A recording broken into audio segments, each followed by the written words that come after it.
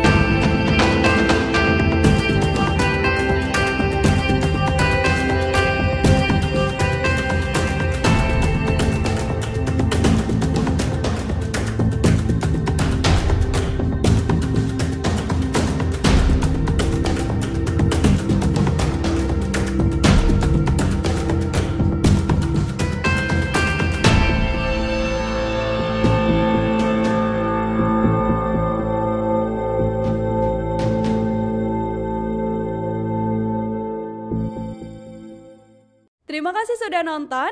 Jangan lupa like, subscribe, dan share ya.